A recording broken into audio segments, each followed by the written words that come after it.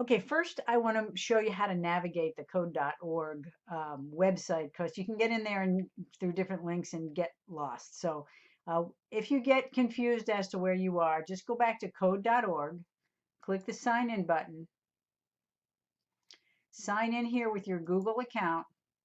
Um, I probably have a lot more than you do. Sign in with your SEM Google account. It should take you to a dashboard. And from here, at least for the purposes of this lesson, you're going to click on projects. And if you have any projects, you'll be able to see them below. But we're going to go right to App Lab and to create a new project. So what you're seeing now is the full version of App Lab. In the exercise you did before, it was there were just a couple of the sections in the toolbox just so you could do those exercises. But this is the full version that we'll work in for this. But mainly, we're still going to be working with Turtle.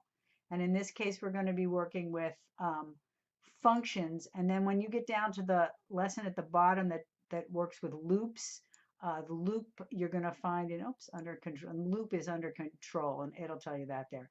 But right now, we're going to talk about the assignment is to create a function. So let's start here in functions. And as you all remember, the first step is to define your function.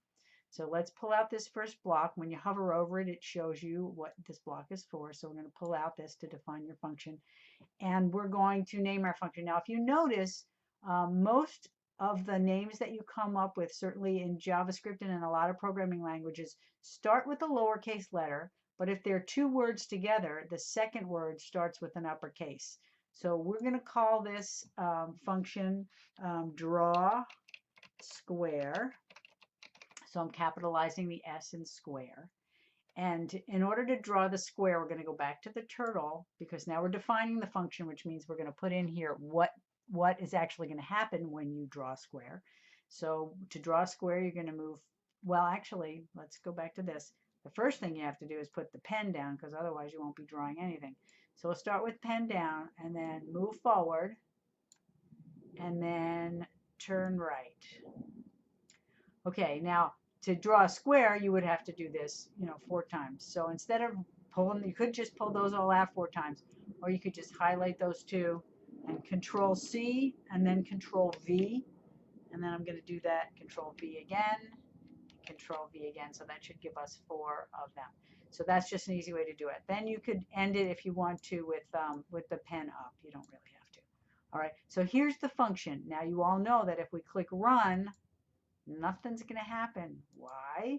Because all we did was define the function. We didn't call it. And you should all remember that from freshman year in coding class.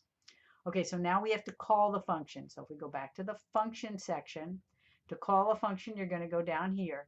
Now in JavaScript, unlike Scratch, they like to put the function definition at the bottom, which means the program goes at the top. So I'm going to tuck this in here up at the top.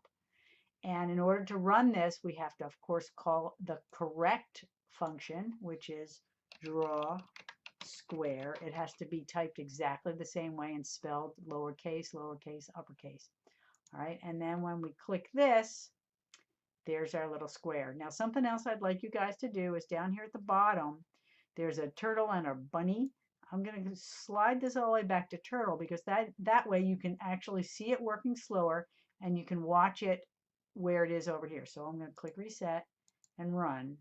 And if you notice, this is going slow and this is highlighting. You can see where you are. So this is actually kind of a good way when you're working in App Lab to be able to see exactly what's going on. All right, so this should help you get started on this project. The other 2 assignments on this page, I'm not going to give you video walkthroughs, but you should be able to figure it out. If you can't, don't freak. Just email me or stop in and see me, and I will help you. I know this is the first lesson, and it might be a little confusing. So hopefully this is a good start. And if you need help, come see me. Now, when you're all done with it, what I'd like you to do is take a screenshot of this page, of the whole page. So, for instance, if you clicked on your little screen snip guy and you went to highlight, I want you to actually highlight the whole screen, the whole desktop, okay? and then paste that into the OneNote notebook in the place. And there's two other little exercises on this page. Please do the same thing with that. And once again, don't be afraid to ask if you have any questions.